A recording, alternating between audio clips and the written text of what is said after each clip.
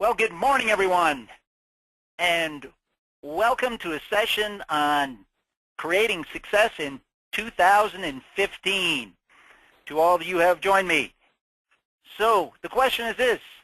It's about that time of year when it's time to start looking at those goals. Are we setting those plans both personally and for business for the coming year? So here's a question. Group, and I'll take some feedback from you because this is an interactive session and you have that question box. Why does a company need goals? Why does a company actually need them? Give me some input.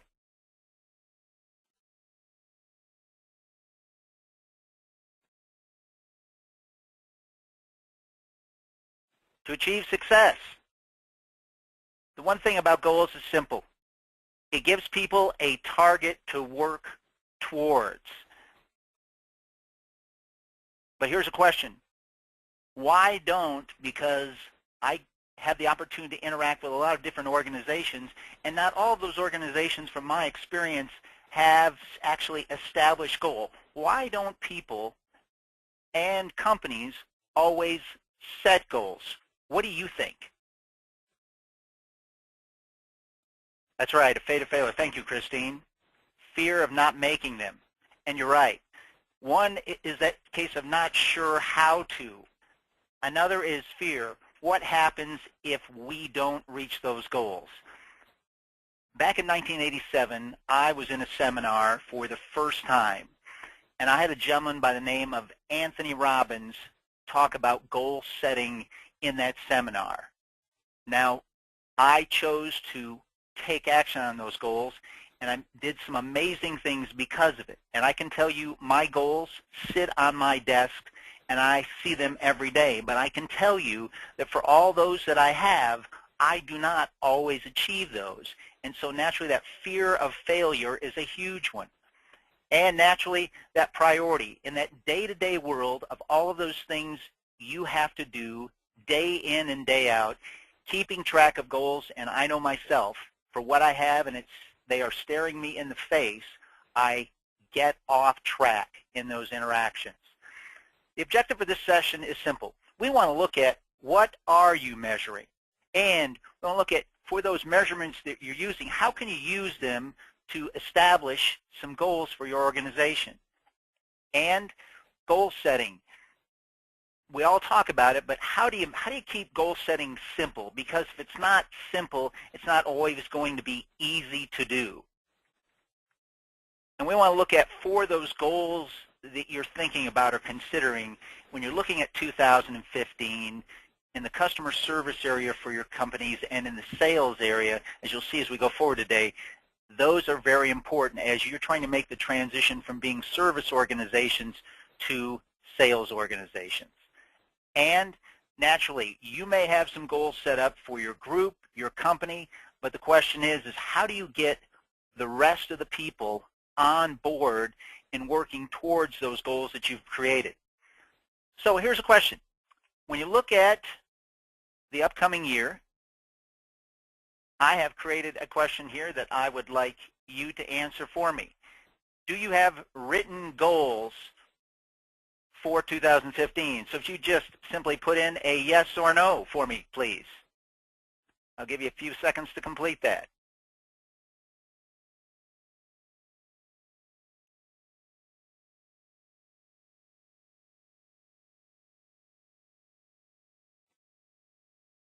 And the poll says 56% of you have and 44% haven't. Great. Let's talk about how do we implement those in those interactions.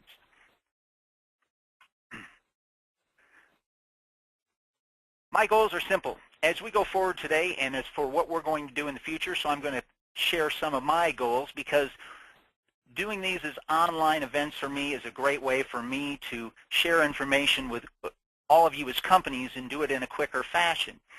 So we're going to look to shorten those web events we're doing, because you know that in those web events you sit down on, some of those are not exactly what we'll call engaging, and that brain can only take in so much.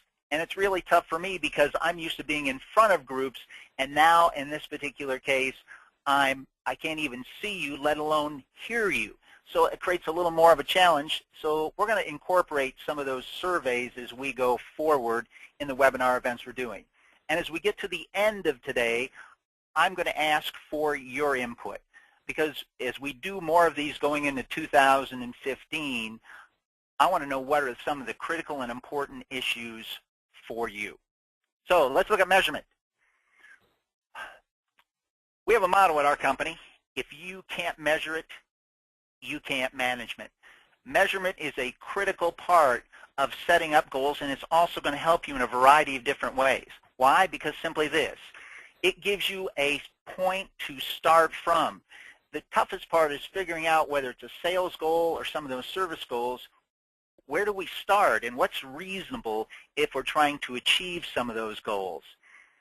The other thing, it tells you if improvement is taking place. One of the organizations that I've been working with in Alaska, one of their challenges is, like many of you, as their help desk center, their call length was running really long because they were having a decrease in the number of staff that were actually taking calls. So what they made a decision to do was to look at some of those people, and where some of those people had longer calls than the rest of the team, and identify if they could do anything to assist them in reducing that call length. It made it easy afterwards to measure that on a regular basis. The measurement's going to be helpful in that. And if we've taken an approach, whatever that approach is, whether it's a new marketing plan, a new strategy, a different sales tactic, or even something in the way of improving service, is it working? The measurement's going to tell us real quickly if it is or isn't. So as we go forward in looking at measurement, here's the question: what are you measuring?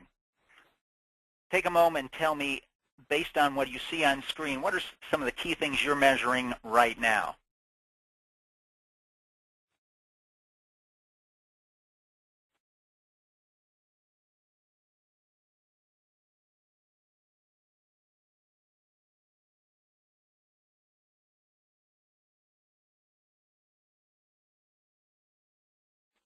Okay, so let's see what that is.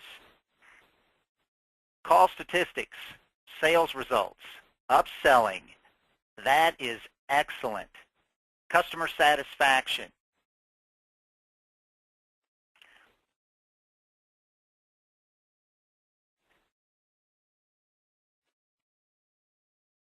So let's look at some of those measurement tools. On the customer service measurement side, the vast majority of you have some kind of call reporting system on your phone software. Are you making use of that information when it comes to abandon rate, hold time, length of calls, call productivity?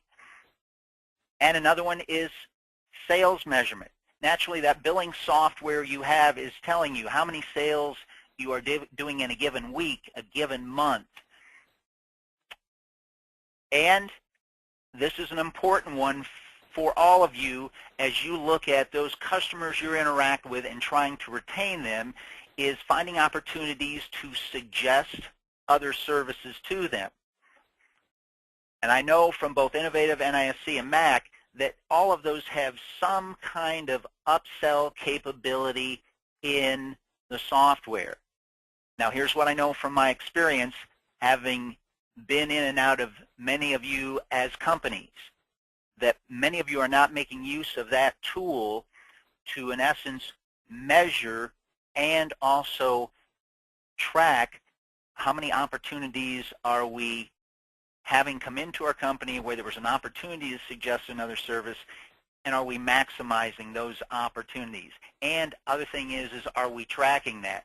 If we've just done a new promotion on a product and we're having interactions, are we suggesting that new promotion where that there's customer opportunity for that? And monthly customer service surveys. If we're trying to measure customer satisfaction, some of you are doing annual or every 2 years. if you're really going to look at what's happening right now in those service experiences, the best way to do that is to take a sampling of your customers monthly that have interacted with your help desk, your technicians, customer service, billing, and call those customers, get their feedback on what's happening. That will help you in assessing any of those what we'll call service goals for 2015. So let's look at creating goals. One is using measurement.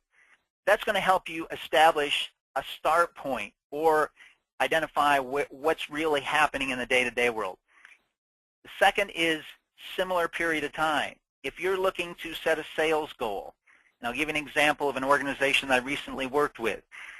They'd set up a promotional sale and they'd rolled out the Apple phones, and they had a great response in their market for those phones.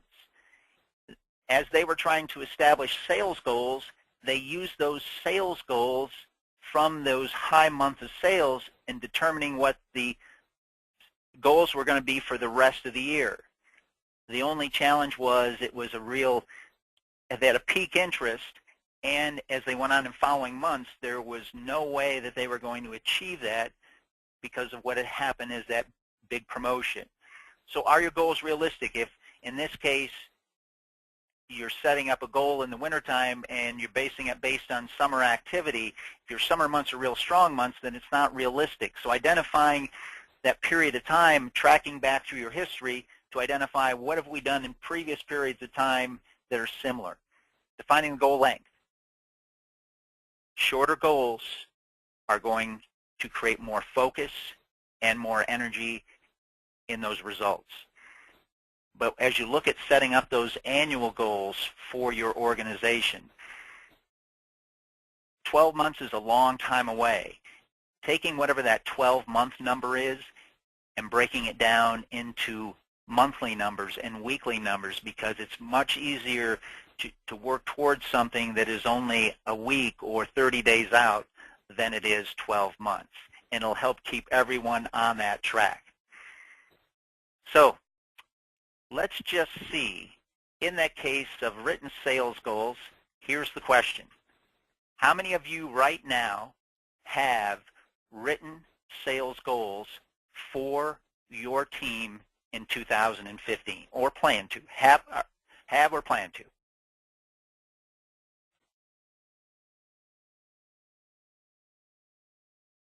I'll give you a few more seconds.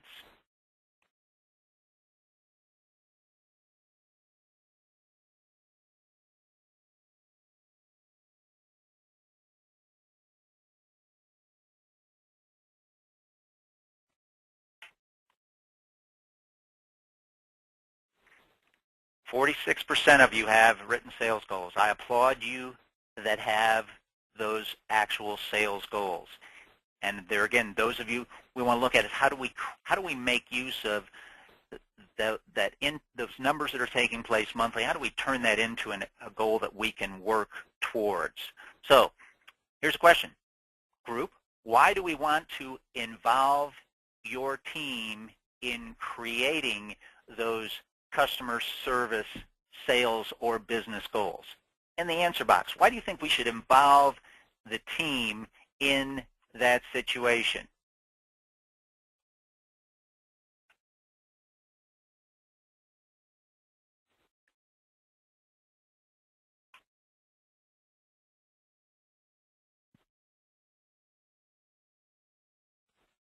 Amy, you're right. Everyone is accountable. If you're going to establish some goals, naturally the history of what your company's done in a given month, given period of time becomes your baseline or your start point, your benchmark. But what I can tell you is this from my experience. For those goals we're setting up, whether it's service or sales goals, the more that we can involve our team in the ownership of those goals, the more commitment they're going to have, because if they establish them, they are going to work harder towards those goals. I recently had an interaction with a client in North Carolina, and they had just rolled out TV service to a new area where they've been providing internet service. And the sales manager made the decision that they haven't really done a lot in the goal area, but they were going to establish a goal. So in her mind, she was thinking for this period of time, they would do about 200 sales in this area for that given period of time. And they didn't have any reference because it was a new rollout in that area. She went to the sales team and said, here's what we're trying to do. What do you think we could accomplish? And their number was 400. Now, she and I are having a phone conversation, and she said, Dave, I didn't think there was any way we were going to get to 400, but I didn't tell them that. They set it up. I let them go with it. And they surpassed that 400 by about an additional 25. Weekly updates. If you have monthly goals, if you're trying to work your team toward those, establishing whether it's in email form, on a board in the break room, something that is going to help them identify where they are in the achievement. And so if we're set up a monthly goal, whatever it is, week to week, they are going to see where they are on that accomplishment. They created it. They own it. How are they doing on it? And one of the missing elements in many of those goal achievement programs is simply celebrating those goals that are achieved. We aren't going to make all of them, maybe, but if we did, are we celebrating the success of the ones? Because that builds on those interactions. So, question I have, do you right now have an incentive plan tied to goal achievement? Take a moment, if you would, and tell me where you are.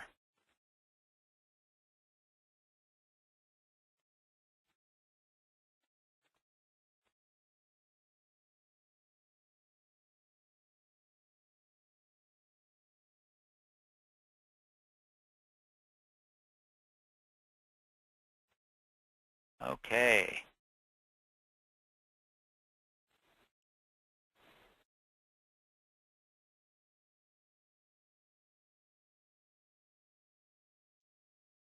So, looks like it's split. Opportunity.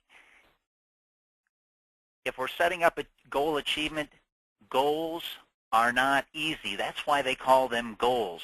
It is something that we are working towards. And especially if you're trying to establish sales goals for your team, that is going to be a real opportunity for growth and improvement, because remember, selling is not easy. The more that you can create some reward for those interactions, the more fun it gets. Setting up some kind of incentives. Now, I know, because I have a lot of representatives from different companies tell me that, Dave, it's not about the money. Well, I would agree, but here's what I know from my experience. It's amazing to me in the organizations I've interacted with, when there is a financial incentive added to their sales, how sales go up. Now, I have an organization up in Alaska that 2 months ago, I got an email from them. They had their best month ever in the sales history of their organization. And from my side and my interactions with companies, they have a very effective sales team. And they did 3 things. They established goals, they share those numbers monthly, and they created an incentive program. And in this particular case, they actually had the representatives involved in creating the sales compensation. And it's amazing for what their actual payout is every month for what it's done for their sales. And they have heavy competition in their market, and they have definitely taken the competition to task. Incentives work, but the other part is there's other creative ways, because I know many of you say, Dave, you know, we pay our people really well, and so for our standpoint in that case of additional compensation, it's not there. There's a variety of different ways to reward. Keep it creative. Keep it different. Simple things can do that. Celebrate those successes, not only from the sales group side with technicians, get those other departments involved, because as you accomplish goals, and they get to celebrate because they're part of what made that success happen, that will help them all work harder toward future goals. So let's talk about that case of creating goals, because remember, goals aren't always easy. Because here's an important one. A goal without a plan is just a wish. Taking what is liking to see an increase in sales and putting it into a plan and a goal is where that written aspect comes in, that action plan. So we're going to look at what's called SMART goals. SMART goals are simply an analogy for goals that, one, are clearly defined. Are they measurable? And what is it? What's the actions you're taking? What are you doing to actually work that team towards that objective? And a really important one is the goals need to be realistic. The goal of that North Carolina company that went from thinking 200 was reasonable, 400. Well, she didn't even feel it was reasonable, but the team set the goal. She let them work towards it. They need to be something that is a stretch, and if you look through past history on your measurement results, it will give you an idea. So if you went back a year ago in that same period of time, or 2 years ago, unless something has really changed, now you have a real clarity as to what the production was in any given period of time. So when you're looking at showing those numbers to your group and helping them get engaged in creating those new goals, what's the stretch too? So it's the case of being a believable but a stretch. And what's the date? When is that goal going to be reached? So in this case, I've created an example. So we're going to increase internet sales from 40 to 44 per month. Now, naturally, that's a really small increase, but for some of you, in looking at those numbers, you say, well, from where we are and who we are as a group, that might be a real struggle. And the TV side, measurable. We're going to review the results each week and share those results with the team. So we're using our billing software or whatever software we have to measure them. And attainable. So here's the question. How are we going to increase our sales?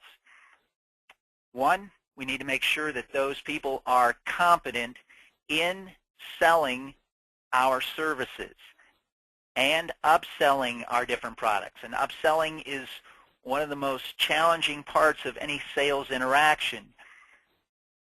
If we have call recording software in place, naturally helping them be more effective to helping them achieve that goal, then we want to make use of that recording software to review calls with the representatives, help them identify what's working in those interactions and where those opportunities are for improvement.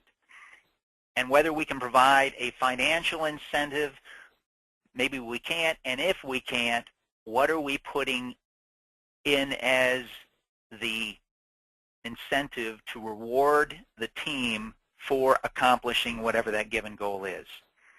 Realistic. Now in this case, a 10% increase in internet sales, 20% increase in TV sales. For some, it's like, wow, that may be huge. Others, it's like, yeah, well, that's doable. What is it? You know something about your group, it's creating the stretch towards that. And what's the time frame? So I'm taking their input to identify what are the goals are. We have our measurement history to identify where we're working towards. going to get their engagement based on our numbers. What do you think we can do? And what's the time frame to create that engagement? So where's your company headed? This, for me, is an opportunity for improvement in your sharing of information with your company. Because if I ask most organizations how many new customers they've gained, they know that they're gaining a lot of new customers because people are picking up the phone, they're calling every day, they're taking the service, those technicians are rolling out and installing those services. They see the activity of all of those customers that have signed up for service. But most of them don't know how many customers they are losing every month, and they don't know why they're losing them. So in one of the organizations I was just in, I just asked them as a group, I said, how many customers do you think you're gaining every month? And the answer was 50. And they were really close on that based on overall numbers. And I said, how many do you think you're losing in the way of competition? Not disconnects, non-pays, but just losing to competition. They said probably 5, around 10. And the actual number in this case was 30 just to the competition on a given month. Now, knowing that information creates more ownership for your team when they realize that we have a customer that may be leaving us to go somewhere else. They start to look at how can we take a different approach in that situation. And this is one I hear in many of the groups that I'm in front of. I can have a technician, somebody from help desk, even somebody from sales or customer service come up and say, Dave, where are we headed in the next year or next 5 years? What is that the company doing? Because with changes in the market, they are seeing that when positions are being vacated, that naturally as a company you are having to do more with less, and so they just wonder what's the approach the company is taking. Sharing those numbers with them, helping them understand the specifics. What's that customer worth? How much do we get as a company if we upsell a customer to a higher speed of internet? Where's the profit point for us in a TV sale? Most people do not have an understanding of how those components work. If you want to create more engagement, create more ownership, and have them be more committed to looking at every opportunity for them to try and sell that service or to create an excellent service or to retain a customer that is considering going to the competition, let's share those with them. Give them that update.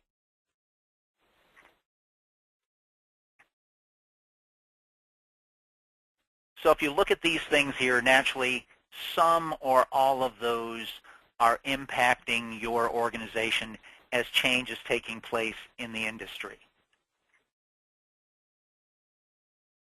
Providing great service, increasing sales, it is truly a team effort from every individual that works in your company.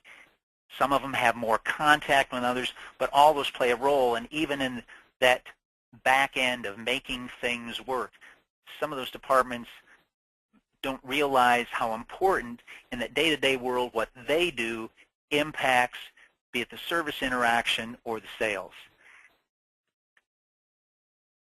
A bright guy in his time said, we cannot solve our problems with the same thinking we used when we created them.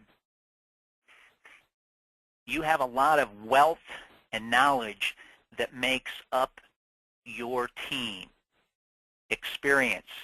They see things day in and day out that sometimes maybe if they were done a little differently or a change in a process could increase sales, increase service, or just even create a better working relationship between them and other departments.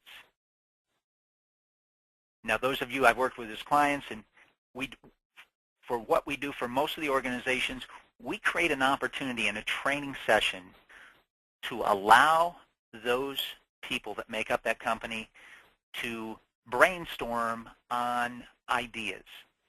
So I pose some simple questions on a variety of different things related to sales, service, communication in the company, things that are relevant to them. And I give them basically about 5 to 8 minutes to work together as teams to come up with answers. It is amazing to me how many great ideas they can come up with in 5 minutes. So we want to look at as a simple approach that you can take at internally with your organization. How do you get those other departments involved? Because we may have sales goals and we may have customer service goals, and they impact some departments that have that contact, but it may not engage everyone. So I'm going to share with you a simple process that I've used with companies that actually started back in the early 90s. And there was an organization, and it was called the Board. We're probably creating a publication called the Boardroom Report and other news information. And what they were is they were basically a $65 million company in actual gross revenues. Inside of 5 years, implementing this idea, because they kind of came up with it and then just fine-tuned it, they went from a $65 million company to a $110 million company by just making use of the principle. They took this idea and they actually took it nationally. So whether it was a plumbing organization or the U.S. Postal Service, they went around teaching the principles, and the principles were really simple. Those principles were, they wanted to get all the people involved in their company and looking at ways to come up with creative solutions to those day-to-day things. So what they would set up is what they created as the theme for the month. And they would then ask everybody to submit one idea in writing, whatever that idea was. Now, it wasn't one of those whine or complain sessions. It was just to look for ways that, for whatever that theme was, that people had ideas on for improvement. And the thing is, there was no evaluation of the ideas. They took all of those ideas in, and in reviewing those ideas, they then made sure that each and every person who had submitted an idea, whether it was a workable idea or not, that they received feedback based on their idea and to the reason. You know, it doesn't fit in budget, we don't have finances, technology wouldn't work in our system, whatever was the reason behind. And the reason why feedback, whether the idea was being implemented or not, was critical is because people will give ideas. If they're getting feedback on their ideas, they will continue to give ideas. But if they do not get any feedback, most people after a very short period of time will quit. So what they did is they looked for different themes. And so when you look at what's taking place day to day within your organization, could we create some ideas off any one of these if we were willing to engage the group, because they all see things differently. So the power was simply this. It was to engage people, get their input, and provide them feedback on the ideas that they had submitted. And it's the same thing that I do in the training session in a simpler form, is I just ask some questions, and it's amazing, in this case, what the ideas we get. And I share those ideas with the company and then look to have them implement those ideas. I just came from an organization in Florida. And in taking the feedback from their group, the most important thing within this particular group was job shadowing other departments. And the reason they wanted to job shadow other departments is to see it from somebody else's point of view. And the company has now done a complete company-wide initiative that starts at the first of the year so that they can allow those departments to spend a day in somebody else's shoes. They are looking to see some really exciting things come out of that and helping create cooperation and better understanding. So I said we were going to make these short because an hour is way too long, and we're going to do these more consistently. So in keeping with that trend on creating shortness, brevity, and quicker, here is the question as we close this thing down for today. And the question is, what topics would be of interest to you in future web events? If you will take a moment and select those that you think are most relevant, important to you, if we were going to do more of these in 2015.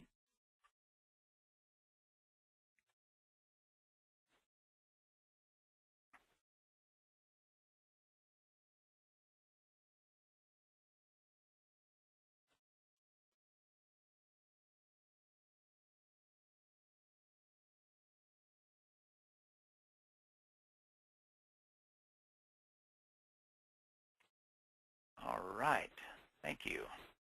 Give everybody a couple seconds more here.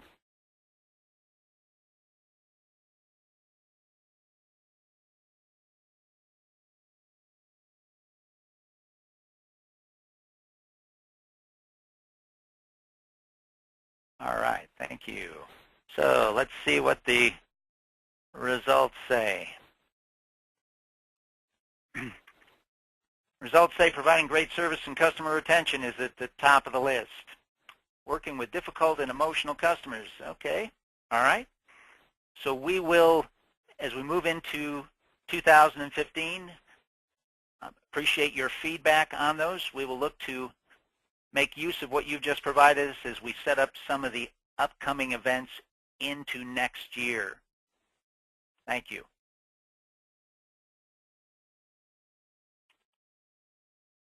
So this session is being recorded. You will be notified once that recording is available, and you'll receive a link to it. So should you want to share it, should you want to review it again for your own purposes. Based on what we've covered today in this brief segment simply on establishing goals, any questions that any of you have that we can answer in the time left?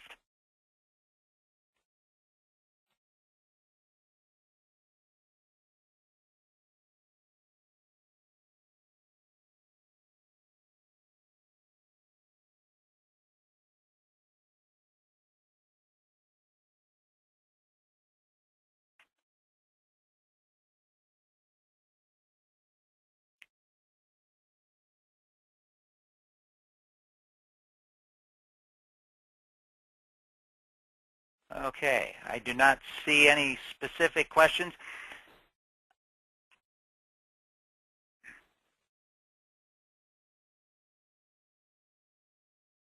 Thank you for your input. Thank you, Chris. If we do not have any further questions, I want to thank all of you for your participation in the goal-setting session today, and I look forward to seeing you in 2015. Have a great rest of the year, and happy holidays to all of you.